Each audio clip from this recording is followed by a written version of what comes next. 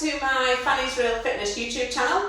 Today I'm going to show you how to build a strong core, how to activate your inner core muscles to provide stability and strength in your daily lives. Okay, we're going to start off first of all with a little bit of a demo on how to activate your core, and then showing you some exercises that you can progress with if you're just starting out. I'm also then going to show you some of my favourite core exercises that you can keep working on to develop that core strength.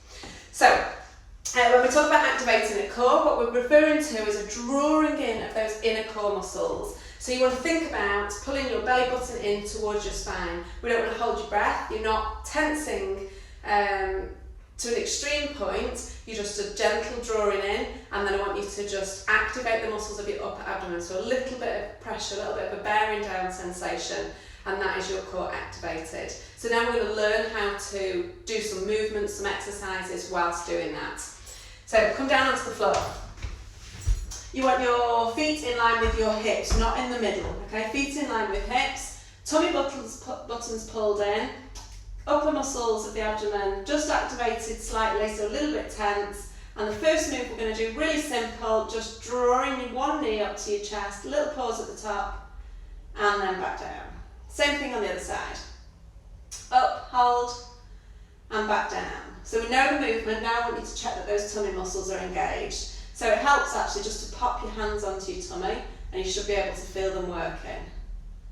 Up, pause, and with control, lowering that leg down. What you don't want is to just drop that leg down and let those tummy muscles go. We're doing this with control. Really nice steady tempo. We're not rushing these.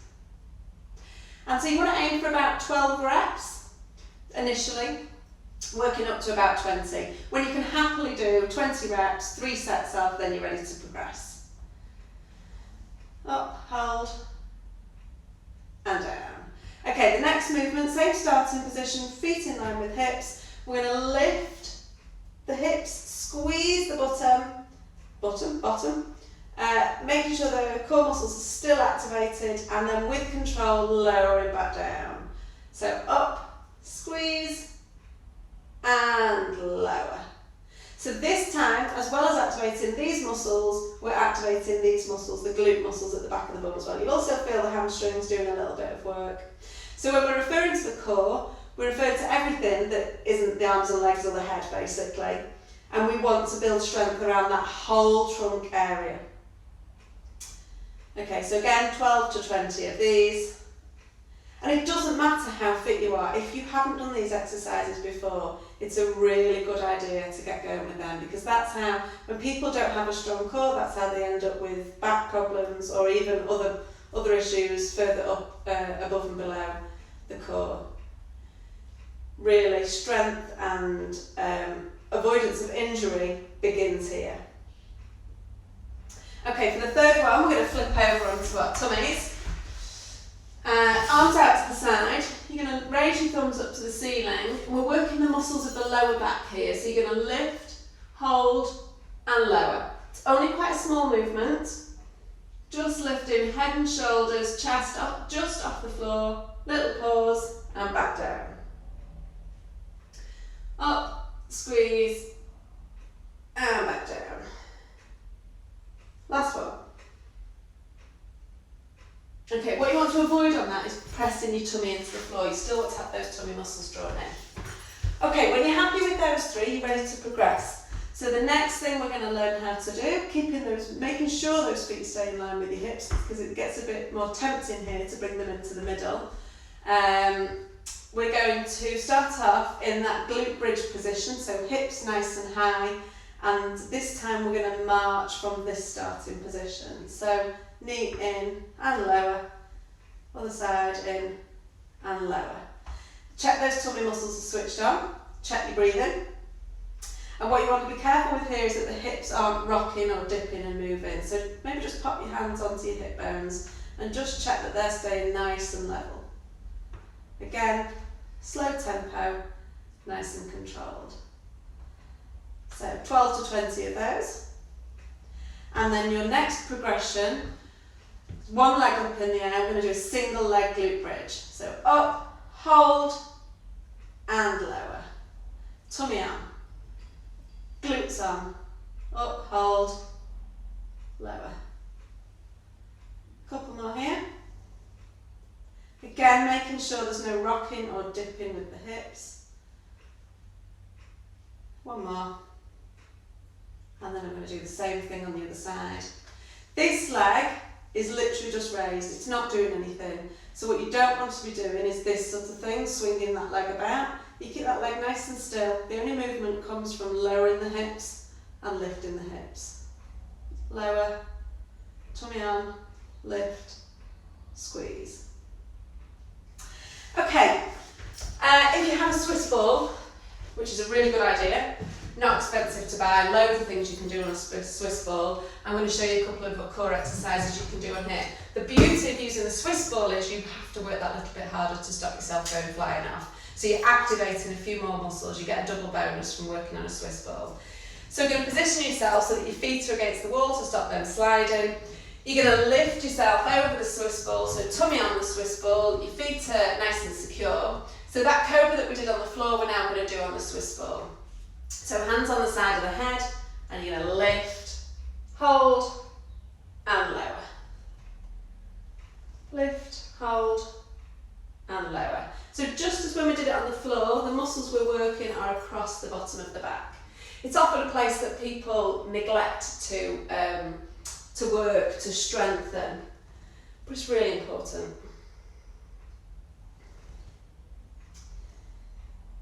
Okay, so that's the Swiss ball cobra. I'm just going to show you a couple more on the Swiss ball. The first one is crunch. So as we progress through these, you can build up towards these as well. You're going to sit on the Swiss ball, then you're going to walk yourself down so the ball's in the middle of your back, drawing those tummy muscles in, engaging those muscles of the upper abdomen, making sure that your knees are roughly in line with your hips, not extended out, or some people sort of have a habit of doing this. So nice alignment with the hips. Hands on the side of the head, or if you wish you can bring them in front, and you're just going to curl yourself up. Okay, so as you come up, your eyes are going to be looking down towards your legs. Make sure that tummy's in. You'll know, because if it's not, you'll see it push out, dome up. Okay, so I want to see a nice flat tummy. Okay, the difference between that and a sit-up, which would look like that, and your whole upper body's coming up. That's not what we're aiming to do here, we're just aiming to do a crunch, a little curl forward. And as I say, you can add arms into that if you want to. Okay, then we're going to do that glute bridge on a Swiss ball. So give yourself a bit of room, walk yourself forward so that your head and shoulders are supported by the ball. Not off the ball like that, head's fully supported. Knees in line with hips, hips high to start off with. So glutes are engaged, tummy's engaged. I'm going to drop down and a big push up. So you're not really moving. You'll notice the ball doesn't move. The hips are just lowering and lifting. You're squeezing those glutes and activating the tummy. And again, 12 to 20 of those. Okay, so that's a nice little progression to work on, or to work through, until you feel really comfortable with it. And really you can do as many reps as you want to. You want to be doing about 3 sets and making sure that you're feeling those muscles, that those muscles have worked the next day. Okay, so now I'm going to show you just some of my favourite core exercises that you can be working on as well. And we're going to start with a Russian twist. So, a few variations here. Sitting on the floor, bend at the knees. To start off with, you'll want your heels on the floor, but I'll show you a progression from that. First of all, make sure that back's nice and straight, and I want you to keep that back nice and straight. Then you're going to lean back until the point at which you feel those tummy muscles working. Okay, so your starting variation is just hands out in front, keeping that position. You're going to twist to the side, back to centre, side, centre. So this is a Russian twist in its most basic form. Okay, your next option is you can lift those feet, but maintaining that nice straight, strong position. And then your final variation is to add in a weight. So any weight, and you can start small and get bigger and bigger. Remember that control, remember that straight back. If it feels too easy, perhaps you're not leaning back enough, you might have come a little bit more upright. So just make sure that those tummy muscles are working hard. It's a Russian twist. Then we're going to go to some leg drops. I love leg drops for really working and activating the inner core muscles. So we're not specifically looking at the six pack that you would think of. We're looking at building strength on those deep inner core muscles that you don't see but are so important. They protect connect vertebrae to vertebrae. They connect your pelvis to your upper body, and they're going to just give you that real deep core strength. So these are some of my favourites. So we're going to do leg drops. So again, a few variations. The important thing on leg drops is your back stays pressed against the floor in all variations at all times through this exercise. What you don't want is that back arching up. So back against the floor. Legs up into the air. You're going to pop your hands under your pelvis just to tilt your pelvis a little bit. And then you can start off with a single leg drop. So we're just going to lower one leg almost all the way down to the floor, not quite, and back up. If that's a little bit too hard, if you feel your back lifting, then just go down to the point that you feel you can keep your back pressed on the floor. That might be about somewhere around here. But the more you do it, the stronger you'll get and the further you'll get with that. Okay, so your next option is to add in your arms. And to start off, opposite arm and leg. These are sometimes called a dead bug. I think you can probably work out why.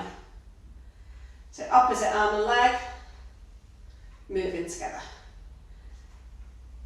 Okay, next option would be hands back under the pelvis and both feet down to the floor, making sure that back stays pressed, and that's done by drawing those core muscles in nice and tight.